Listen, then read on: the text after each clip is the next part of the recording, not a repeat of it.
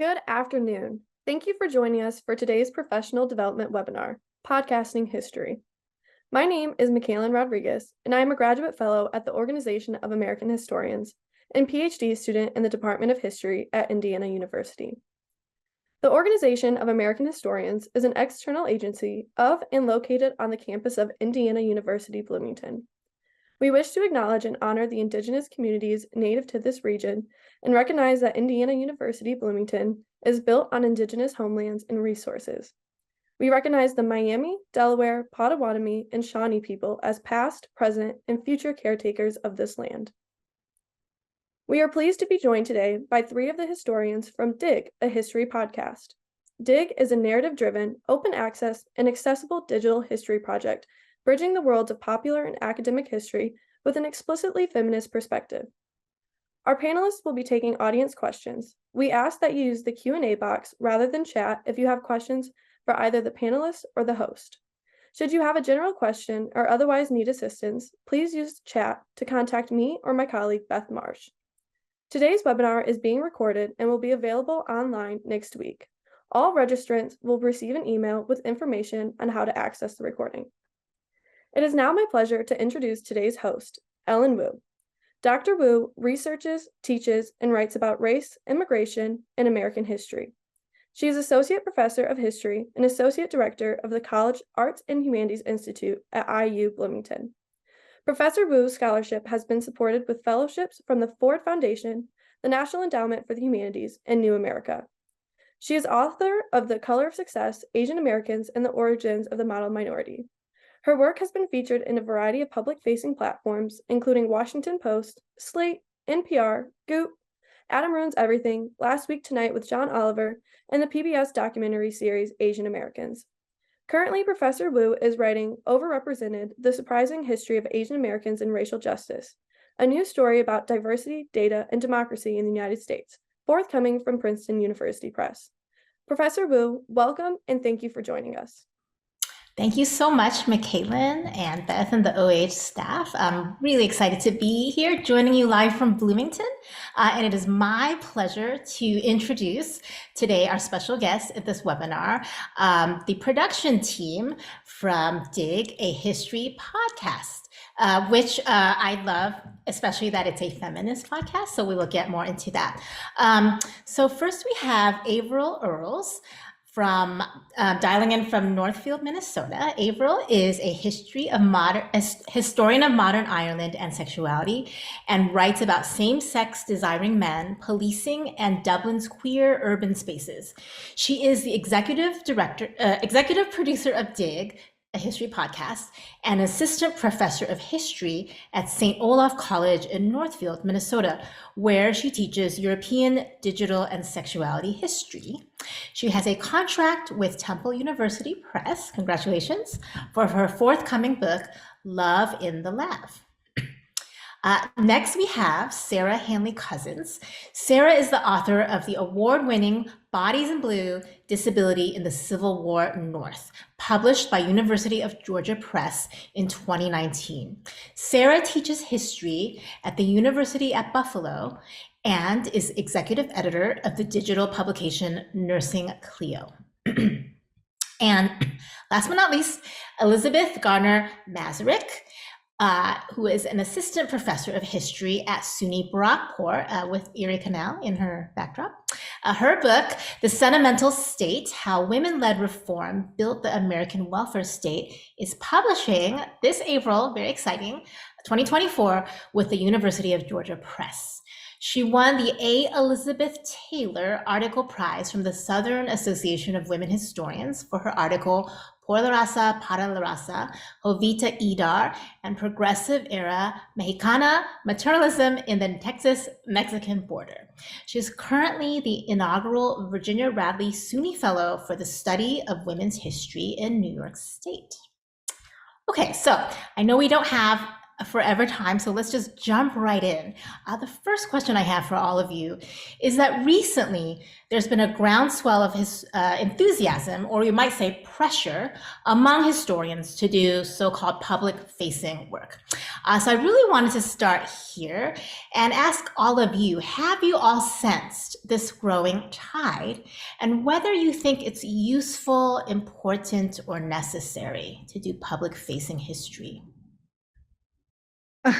So I guess I'll start, and I think this goes back to when we were grad students together, when we started podcasting in 2015 and then launched Dig in 2017. And I think at that point in our careers, we didn't necessarily talk about it as much, about the groundswell that you're talking about in so many words, but I'm sure we felt it because we quickly figured out that this was a moment when history podcasting was emerging as a field. It was taking off. And so in a ridiculous and painful job market, which I'm sure many of our panel or our attendees today may have experienced themselves, public facing history seemed like a good way to differentiate ourselves from other candidates. And I was personally asked about the podcast at every campus interview that I had. So obviously it was working. But now I think that we have been out of the PhD for a while, and we've lived through the 2016 election and a pandemic and massive climate crisis and the erosion of queer rights and women's bodily autonomy. I don't know if it's the conditions that we're living in that is the tide, or if the tide is just this wake-up call moment where you sort of have to choose whether you're going to make meaning from the sometimes esoteric work of academia or you're not. And I think we have chosen to sort of, I don't think we're being swept along by the tide, but we've certainly struck out and are trying to swim. I'm sorry for taking the metaphor way too far. Yeah. Sarah or Elizabeth, do you want to add to that? Oh, I think that I love the way that Averill answered that. And I think that some of that, for me anyway, some of that desire to, I'm gonna butcher the metaphor because now I don't remember all of the details of we were swimming, I think. But I think of it as sort of answering sort of an existing desire, right, for this kind of material, and we're answering that call. And for me, that started before this project, in my other project, Nursing Cleo, and sort of, yeah, I think it's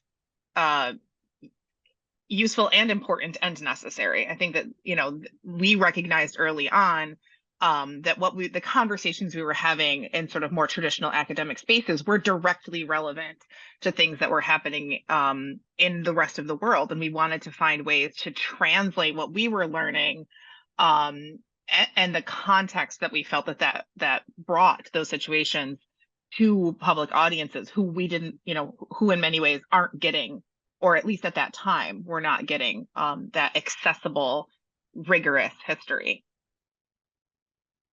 Yeah, and I agree with everything they've said here. I think too, if you were to ask us that question at different points along the way, we'd probably have a different answer. When we started, we were graduate students, and our eyes were kind of being opened to, this other world, so to speak, and we wanted to share that with other people. But like Averill mentioned, this is actually our second project. We had a first project that we kind of got to practice with, and we started that in 2015. And so podcast medium was still fairly new. They had been around a while, but some of the major history podcasts were by non-historians. And so that was one way that we thought we should enter the conversation, is to kind of bring our growing expertise, to this platform that was really kind of dominated by, lack of a better word, dude bros, that were using Wikipedia, right? And so we wanted to bring that professional feminist historian voice. Yeah. Yeah, which is like, I'm guessing it's a very different kind of voice. So, but I think before we move on, let's actually kind of go back to the nuts and bolts. And how do you, what do we even mean? I feel like we I'm hearing this phrase a lot: public-facing history, public-facing humanities. I'm curious to know how each of you define it. Yeah. Well, for me, I think it's definable sort of literally, as in works of history that are aimed at engaging a broad non-academic audience. And so then really for me, how we get there is the real story, the sort of the meat of it. History it's shared, it's made, it's unmade and remade, it's collective. And historians who are doing public facing work acknowledge that, right? Like they acknowledge that it's not like me, the pundit at the front, talking at you and imparting my wisdom upon you, but that it's a two-way street, and that we're sort of building this body of knowledge together. So on the one hand, it's that, but it's also our profession, because we're trained and we're credentialed.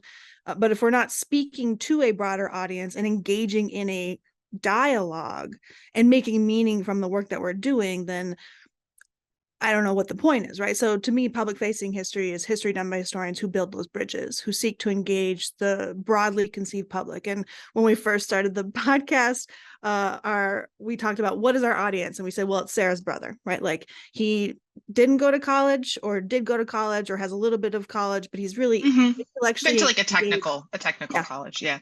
Yeah, he's interested in learning, and those are the kind of people that we're trying to speak to, who are hungry for these deeper and more nuanced histories, but who just don't have access to the sort of academic resources that we do. So it's Sarah's brother, it's our students, it's people who are intellectually curious but don't have access to those resources. So but I think it's also in some ways the haters, and right, we've had haters since the first time we as women started talking on a public platform.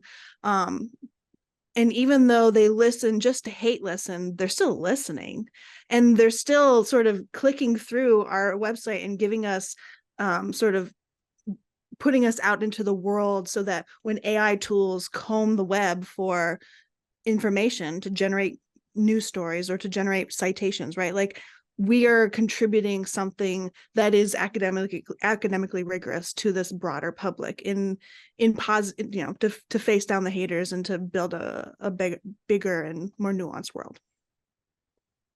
Hear that, If I can, haters? yeah. Yeah, Sarah. I'm sorry. I was just going to add that I think part of this is public facing history, I think, is doing history sort of in front of the public, right? When I was younger, I didn't know that being a historian, like what that meant. I didn't know what it meant to be. I didn't know it was an option for me, right? I didn't know what historians did. I think a lot of people, including our students, still don't know what historians do. And so I think one of the things I'm proudest of in our work is that we do history, and we try to be very transparent in each of our episodes about how we have done that. Is this based on research that we've done in newspaper databases? Is this historiographical? What does historiography mean? I think all of that is doing the work of history, but doing it in such a way that makes it accessible to people who aren't inside of the academy, right? And who don't speak that same language that we often speak to each other. And I'll just piggyback on everything, but Averill brought up a point that I kind of wanted to hone in on, this idea of a conversation going on. A lot of our podcast series have come from, tweets and things like that. People, hey, what about if y'all did a series on whatever? And then another thing that has been kind of a conversation for us, when we first started Dig, we did set up this avatar as kind of Sarah's brother, right? Like our target kind of audience. But another audience really came to us, and that was primary school or high school teachers, right? And there became a need, or we saw that people were using the podcast in the classroom. And so we started developing lesson plans for kind of the AP history class, or the freshman, sophomore seminar, college classes, and that came about kind of from a conversation with our listeners as well. So I mean, it definitely is a conversation. So Elizabeth, can you just, at the top of your head, can you think of a lesson plan that you sort of really love that has just stuck with you and that you're proud to share? Gosh, which one? Y'all help me out. What good ones? I know that Tituba had a good lesson plan this year. That one's been used a lot. Yeah. So Sarah's episode on the history and historiography of Tituba, who was the enslaved woman who was involved in the Salem witch trials. We actually are working with a secondary education expert. She reached out to us and was like, hey, how can I help? And she created all these great lesson plans that are broken down by day, what parts of the episode you assign your students day by day, with all these primary sources that she collected from various databases across the web. And so it's this way to look at both how Tituba has been understood as a mythological but also historical figure in the Salem witch trials, while also sort of examining those primary sources. Like, let's take a look at the interrogation of Tituba. What does that mean? How do we understand that in the context of how she has then been framed and reframed by historians and popular culture? So yeah, it's a really, really great one. Thank you, Averill. Yeah, that sounds fantastic. I think the witch trials, I'm not an early Americanist, but I get the sense that witch trials are a great kind of way to reel people in. Yes. Yeah, so okay, so this is, I really appreciated how you all are thinking about doing history, collectively. Even though I guess as a devil's advocate, you might say, even if we only do history within the academy, we are still doing it collectively, right? But there is a kind of a very different sort of reach, I guess, or a way we do it. And so that's, I think, what I'm so interested in hearing about, maybe your advice and tips and suggestions for how to do history, both collectively, but also this, even if we're taking the same ideas, sources, and arguments, how you kind of repackage them, I guess, in a way to make them digestible. And I will, this question reminds me of when I was in graduate school, one of our teachers, Professor Kathleen Conzen, who does 19th century America. One of the things I've always remembered from Professor Conzen is that she said, historians, we don't complicate things, we actually simplify them, even for ourselves and each other, because human life is so complicated and messy. So it's like we're already doing that in our academic work, but what's that next step that we have to do for this public facing work?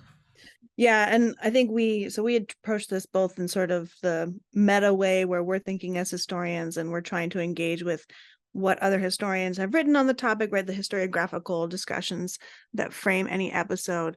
And in terms of the actual how do we do it, right? So we are thinking about these complex pasts, or as Elizabeth put it the other day, the alien planet of the past, which is super challenging to wrap your head around if you aren't someone who has, immersed themselves in this past for a career, right?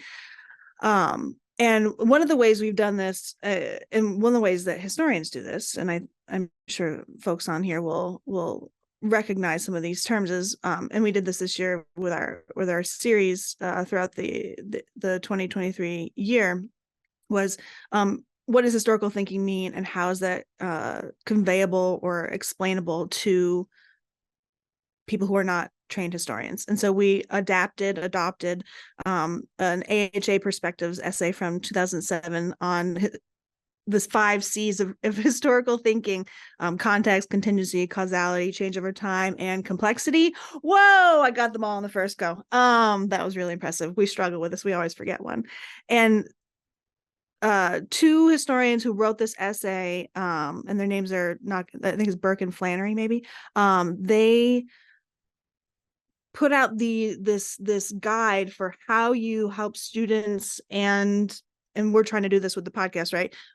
The public audience, to think through the multifaceted ways that we have to look at and understand historical narratives and the past, so that we can grapple with how it is complex, while we're also trying to simplify it, right, in these consumable narratives. So that is what we've done this year. We did a series each month, every other month on one of these 5 C's, and then we're going to add our own in the spring continuity, because change over time is important, and complexity and causality and contingency are important. But there's also these like big things like the wage gap, gender wage gap, and police brutality over time, and all these other issues that don't change over time, that are continuous, and that help us to understand that we can empathize with and see ourselves in the past. And so building sort of those connections with the past is sort of another way that we are seeking to help our audiences and our students connect with the past in sort of meaningful ways. And I think doing that, right, like writing these narratives, working on storytelling, trying to package what is rigorous and sometimes detailed, overly detailed, maybe complex stories, and wrangling them into a single story that is a narrative. That's what the podcast is about. And we're seeing this, we see this in museums, we see this in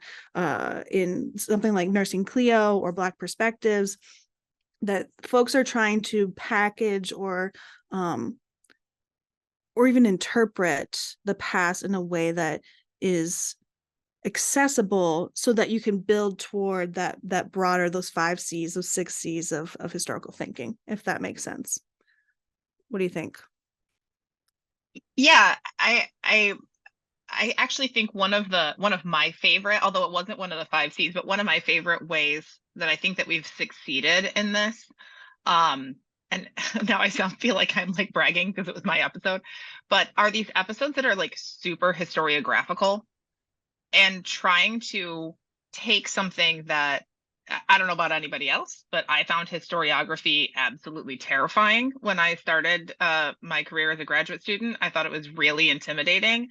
And now I write these episodes for the podcast that are essentially historiographical, tracing an idea or an issue or a misunderstanding through multiple waves of scholarship over sometimes a century or more, sometimes many centuries in the case of the episode about Tituba, and finding that thread, finding that narrative that makes that make sense. Because there's a story there, right? Like historiography is in some ways a story. So I'm not saying that's not challenging, because it is. There's a lot of reading, there's a lot of catching up on somebody else's field, as an outsider. But those are some of my favorite episodes, because I think that they really, they do make complex, very sometimes archly academic material very digestible, because it's taking all of that and it's not losing the rigor, but it's turning it into something that has a core sort of story or a narrative. Yeah.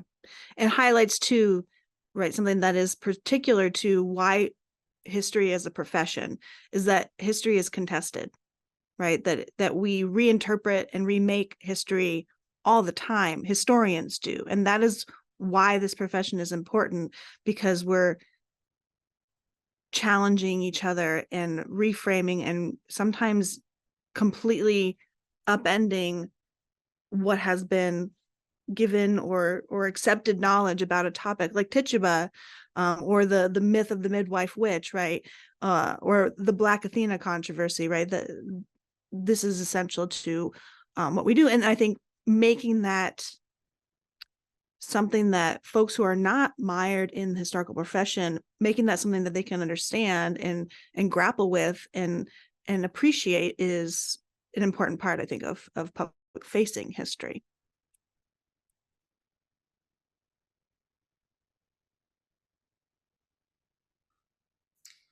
So I wonder if I can build a little bit or take a little question that popped up in my brain while you were walking us through this. You've used the word accessible and digestible, all of you, a few times. And so I am actually wondering, how do you know when you've hit that mark, when it's what you've produced is accessible or digestible? Because I mean, I have a relative who will remain unnamed, but I remember I was using the word like monolith or something, or we were talking and that word came up, and this person who's very well educated was like, what is that? What does that mean? So that's a word I might think is accessible enough, but then it was a lesson for me that actually maybe it's still pretty, academic. So thoughts on how do you know when you've hit that bar of accessibility or digestibility? That's a great question, because in many ways we don't know unless people tell us, right? And so I think we do get enough feedback from different audiences that we can tell when an episode really worked, or which episodes particularly sort of take off. For instance, I assign episodes a lot in my classrooms, and I should say this, I should have mentioned this earlier, but like when we're talking about public audiences, we're also talking about our students, right? Like they're kind of like a public.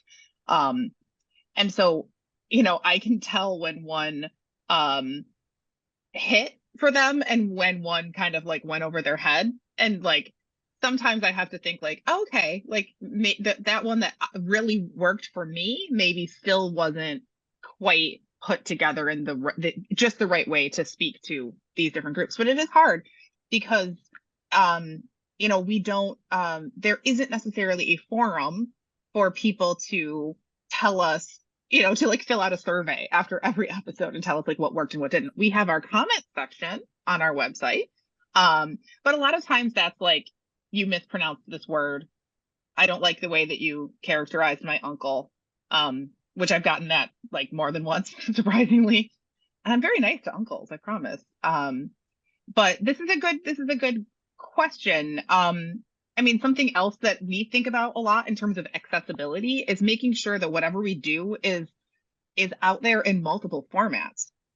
So one of the decisions we made when we relaunched in 2017 was that every single one of our episodes would have a transcript. And I find that for students, some of them think that it's more accessible to listen because they can do it while they're driving, while they're grocery shopping, while they're working out, whatever students do, right? But a lot of them actually read the transcript instead, because they're already in that mode of like reading for their homework or whatever. And so thinking about sort of multiple formats, certainly as you indicate, thinking about word choice, like I think a big part of it for us has always been like the tone that we use, like the language that we use, making it very conversational, making sure that our delivery is conversational. All of those things I think help bring people along. But in terms of like whether one like really worked for people, like I think some do more than others. And of course, everybody has preference too, in the topics they enjoy, in the type of storytelling they enjoy. So I think for the most part, I think they've worked.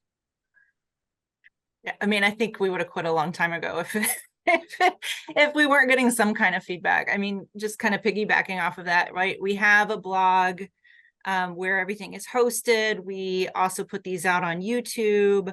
We have the analytics from the podcast. So we get a variety of different analytics. And it's interesting because some do better, say, on YouTube than they do through the podcatchers, and some we're getting more hits from schools. We can tell when somebody's assigned one of our podcasts because all of a sudden we'll see that particular one, getting a bunch from, University of Houston one week or something like that. So we kind of can see where people are using it. So that's definitely feedback for us, and ones that we see that are continually assigned, of course, we'll want to make lesson plans for those. So we get that feedback from in a variety of ways. Oh, that's interesting. The analytics and and I think you're right that, the platform matters, the format variety matters for all kinds of issues, disability reasons as well, I think.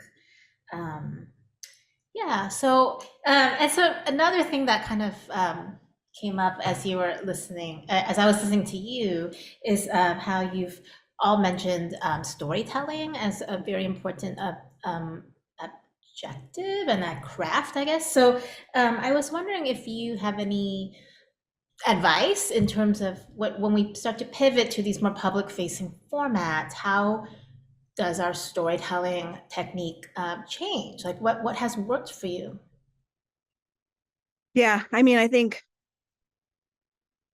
well, one thing that has actually helped me in crafting my storytelling ability is teaching classes on or workshops on how to podcast and how to construct a narrative and how to write for the ear, which is something, you know, I teach a course on digital history and podcasting, and we've hosted a workshop for OAH and the AASLH on history workshop or history podcasting.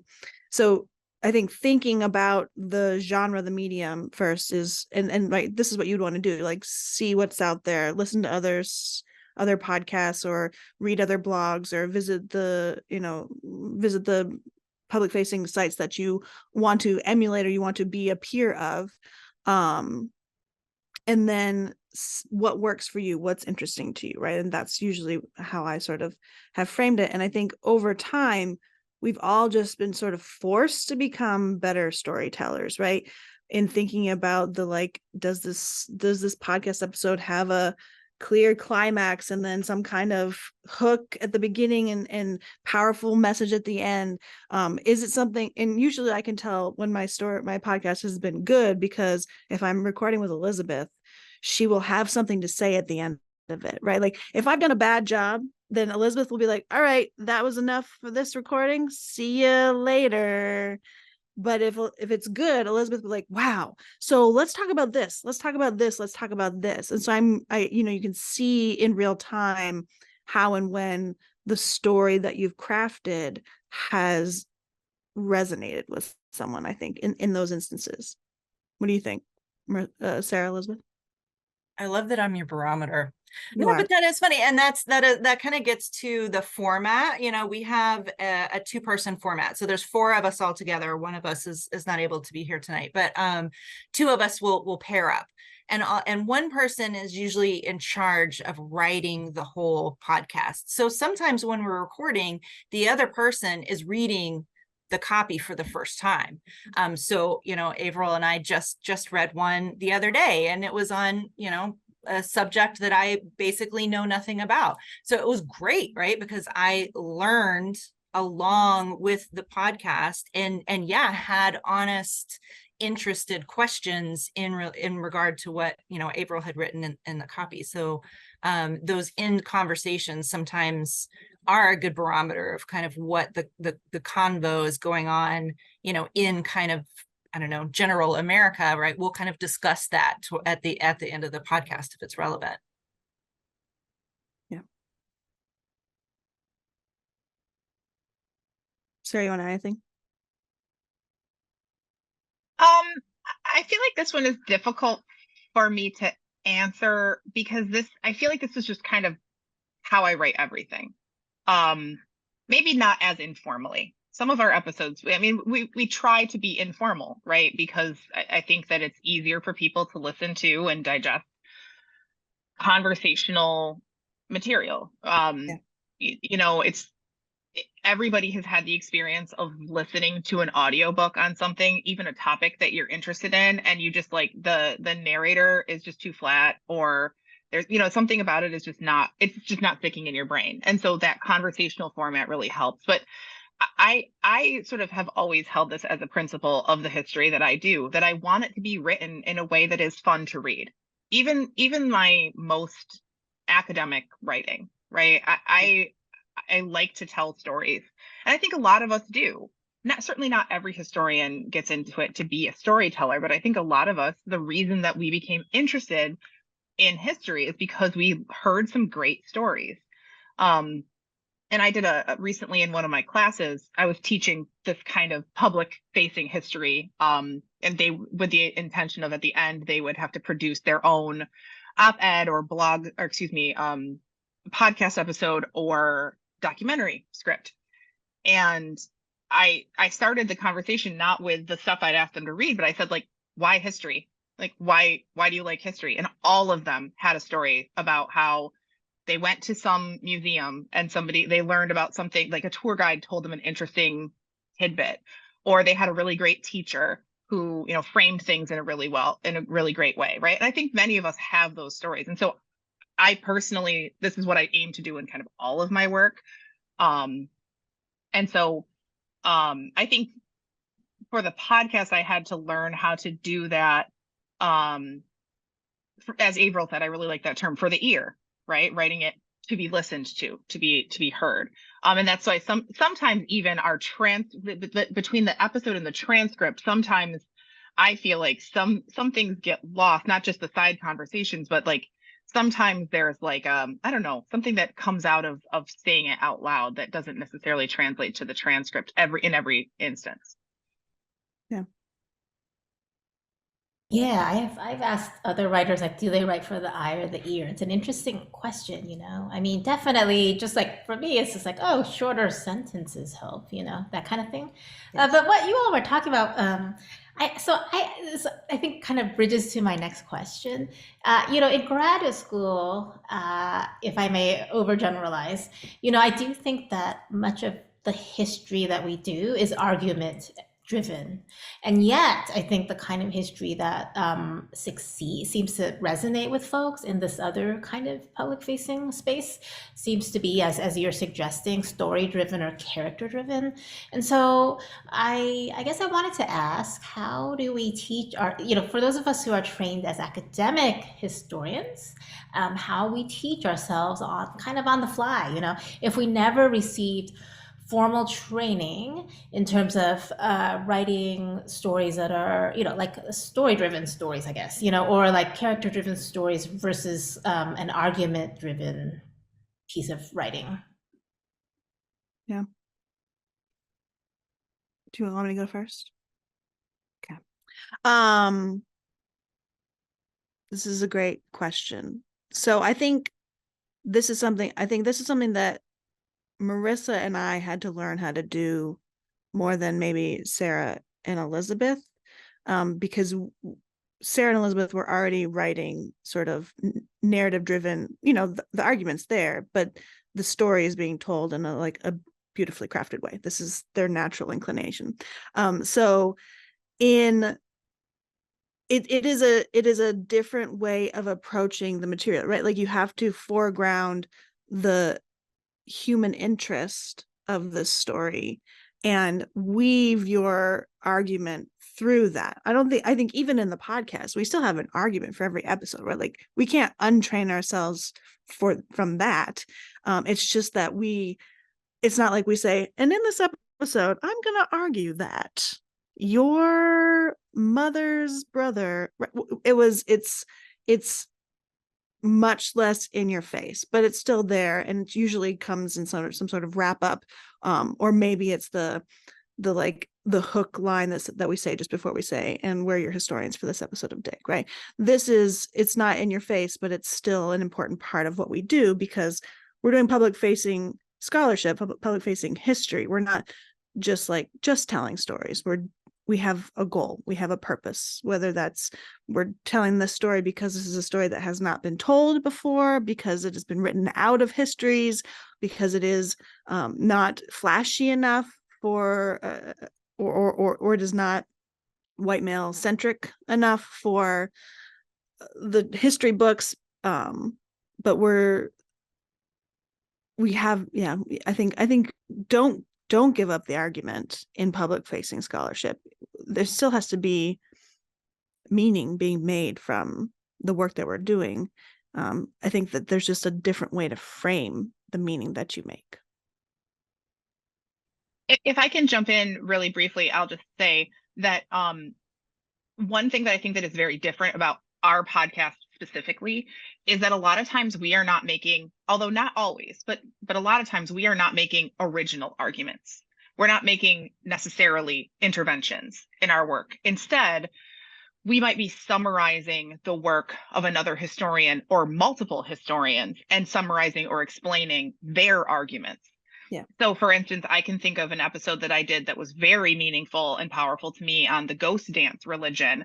And I think that was an episode that ended up having sort of a forceful argument to it in the way that I wrote it, because I really wanted people to walk away understanding that book's the book that I framed it on's argument, but it wasn't my argument, right? And so one thing that we've really tried to increase doing over time is be very clear, both in the transcript and in audio, like spoken, whose work we're relying on, since we aren't always making those. We don't want to be acting as though we are claiming those arguments ourselves.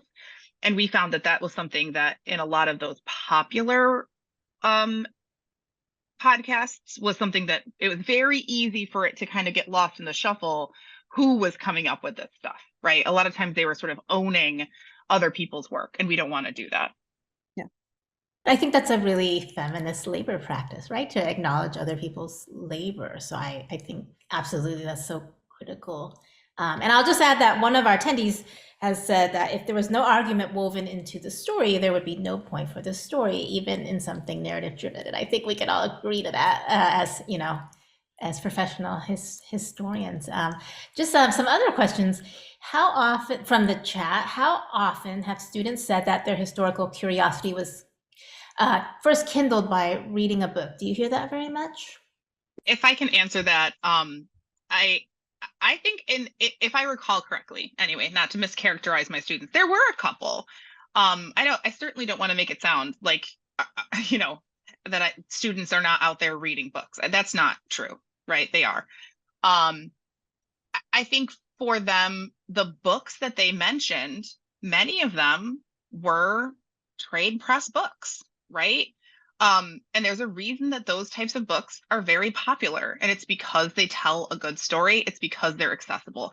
So like for me, this is going to be the dorkiest thing I've ever said on like a professional webinar, but like one of the reasons literally that I'm a historian is books like North and South by John Jakes or Johnny Tremaine, right? That told really fantastic stories about the past. And so students did talk about those types of experiences reading, although I think more of them pointed to experiences that they had. Experiences of, what do you mean? Like at Oh, museums. Museums. Yeah, or like Yeah. a teacher, you know, teaching something in a really accessible way. A really great tour guide that they had, right? Those types of experiential learning. I don't know, experiential is not the right way to phrase that, but you know what I mean. Interactions, conversational sort of interactions that they had.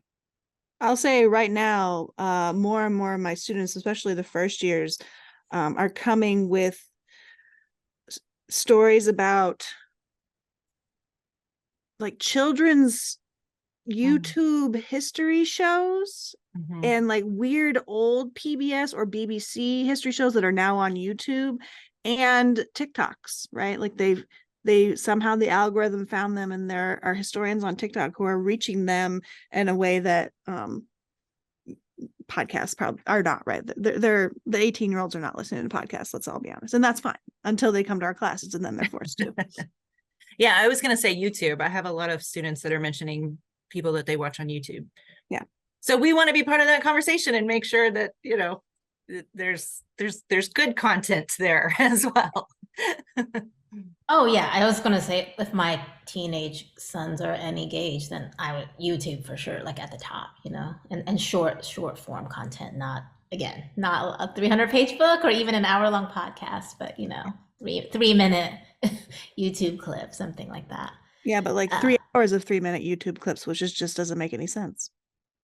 They seem to have all the attention span for tiny clips.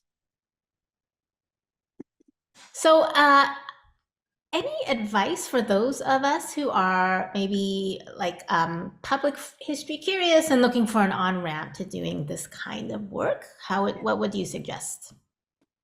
Absolutely. First of all, you should do it. Secondly, my biggest piece of advice would be to dip your toe in rather than sort of like flinging yourself off of the dock, which is like kind of what we did. I mean, if you have the energy for that, if you're ready, if you want to do it, go for it. That's what we did. And we learned on the fly. But if you don't have the bandwidth for that, which a lot of us don't, start with smaller sort of ways of engaging, right? So we've mentioned a couple times the project that I'm the executive editor of, Nursing Clio. Like, pitch an essay to Nursing Clio. Like, you see something in the news that's relevant to your work that you think it would help the public to understand this controversy or whatever. And if you were to explain, some aspect of your own research, like pitch someplace like Nursing Cleo, or Averill mentioned Black Perspectives, it's not a huge lift. It's a 1,000-word essay, some, maybe on the top end 1,500. Places like Made by History, those sorts of outlets are great ways to sort of get your feet wet in this. There's also a million, well, a million is not accurate. There are many now other kinds of history podcasts that take guests. We don't take guests, we don't do interviews. It's just not the format of what we do, but many of them do. So like if your book just came out, you should contact different podcasts and see, like what's the one that you work for that I can't think of the name of, the New Books Network. Yep. Yeah, New Books Network is fantastic for this, but there's also many others. One of my favorites that I've been sharing with students a lot is Drafting the Past, which interviews historians not just about their research, but also their writing process, which I think is fantastic for students to hear. Another one that I think is very fun is Historians at the Movies, which has not that long ago launched a podcast that is very accessible. They're talking about history, but they're doing it sort of hinged on a movie that many people have seen. And so it's, finding these ways where you don't have to start a project, but you can sort of be a guest or become involved in these smaller bite-sized ways without sort of, getting in too deep. Yeah, I think that's great advice. I think even here for like teaching, like starting with anything lower stakes is just always a good confidence builder.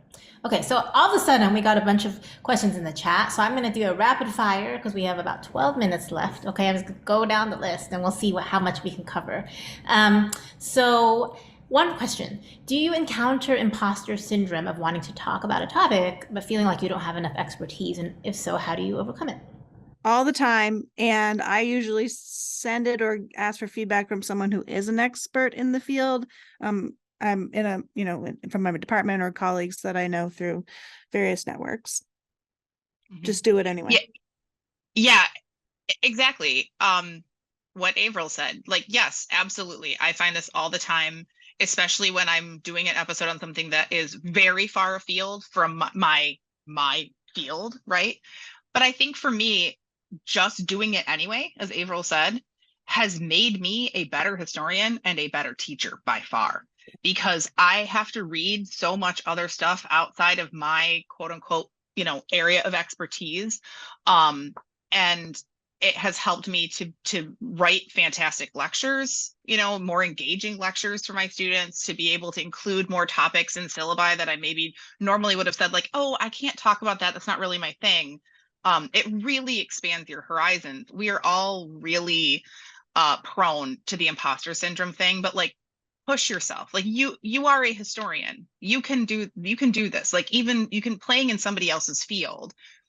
You can do it. Like you're not actually stepping on toes or doing something wrong or speaking out of turn when you do that. Right. Well, and I'd say too, like use your training. If a historian asks this, use your training, right? Like use the historiography, according to so-and-so, this is the argument. According to so-and-so, this is the argument, right? So we're not, like Sarah mentioned earlier, we're not crafting new arguments, right? If we're doing a podcast episode about something that's not in our field, we're for the most part not doing primary research. We are using the pre-existing historiography on that subject, and then crafting a narrative and an argument from that already, that conversation that's already been going on. Okay, I feel energized. Next question. Given the larger number of history podcasts out there than when you got started, how much room do you perceive there being for new history podcasts? I think there is room for podcasts that fill a niche. I think it will be harder for like a general history podcast. Like, I mean, even our podcast is not like huge. We're not like getting hardcore history numbers. We have 3,000 downloads a week, which we're happy with because that energizes us to do this work. But I think there is still a space in the field that if you have the right connections, or if you make connections at the institutional level, or if you have a really cool collection, then someone's going to find you because there's an audience for everything out there. I'm just going to add really briefly that you also don't have to do what we did, which was to create a project that just goes on and on and on until we die. Although we may retire at some point, I'm not sure. But increasingly, I think there are a lot of sort of mini series almost, like what's the word that they use for it when it's like a show on HBO, like a limited run series, right? On a very specific thing. And I've seen some very podcasts that were not connected to a network, that were just completely put together by one person, really take off because it's a tight, clear story in 10 episodes or 8 episodes that have been really good. So I think that there's absolutely still a market for that kind of thing, especially on topics that are less taught and less well known. So like, I would love to have more women's history podcasts. I would love to have more African history podcasts, right? Like, I think, as Averill says, there are still absolutely gaps. If you're starting like a military history podcast, it's going to be harder because there's a billion of them. But there's other topics. There are people out there who want to hear that or who will use them in your classroom. Yeah. Okay. Yeah, it is a crowded field, but there's still hope for some of us. All right. So next question. And actually, this is related to something I've been thinking about. The question from the audience, Elizabeth, audience member, says, should academic historians stop focusing so much on being published and instead integrate more with public-facing history? So my related add-on to that is, I mean, are you doing this for free? Is this all like uncompensated work, or, can we bring in some more of the kind of pragmatic stuff into this? Well, so to answer the question, yes, we do this for free. None of us are paid. We're all volunteer run. The labor is what we contribute. But we're all in jobs where we can leverage the work that we do on the podcast as part of our like service or scholarship. So we have packaged it into our academic jobs. I will say, in my opinion, I don't think that we should stop publishing, because I think, right, when we think about what the public is, there are many publics. It's not just the 18-year-olds who are only getting their history through TikTok and YouTube. There's also 35, 40, 50, 60-year-olds who like to read still, who listen to their audiobooks on their drive home, right? Like, there's still a place for well-written, rigorous, public-facing academic scholarship, for sure. And that also involves finding the right press that will make sure that your book is actually being printed in a paperback and not only being printed on demand for libraries, right? Like, there are ways to do this, whether it's through trade or through an academic press that has that infrastructure for you. But I think that the two are not mutually exclusive either, right? Publishing and integrating with public-facing history, those are not mutually exclusive modes of reaching the public with our work. Mm-hmm.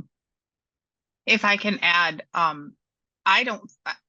think that anytime historians can be public facing, if that's what they want to do with their work, they should be, right? I think that we should make as much as we can accessible, but I don't think that negates academic publishing.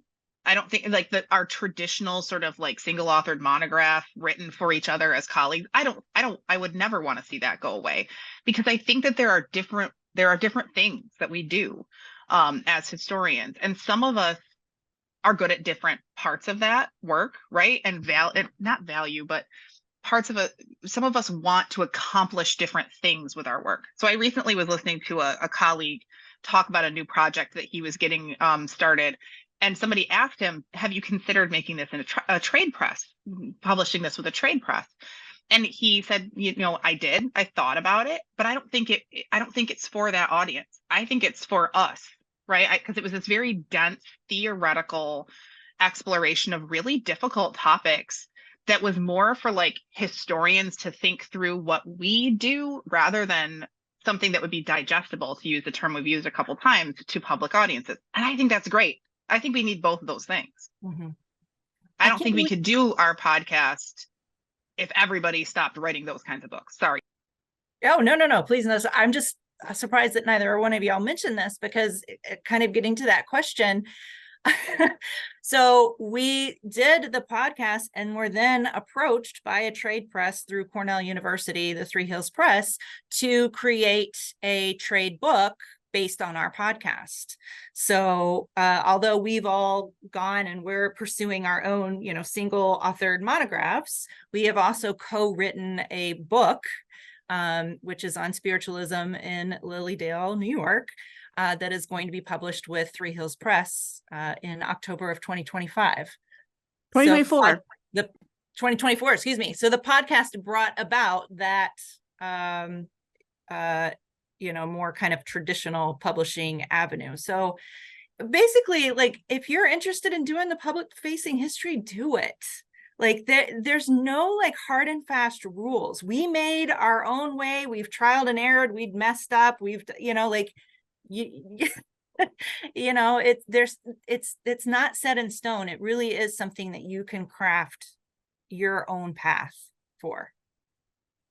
Okay, so I'm going to rapid fire the last few questions, and we can see maybe each of you could pick one. Okay, but I'll just say them out loud.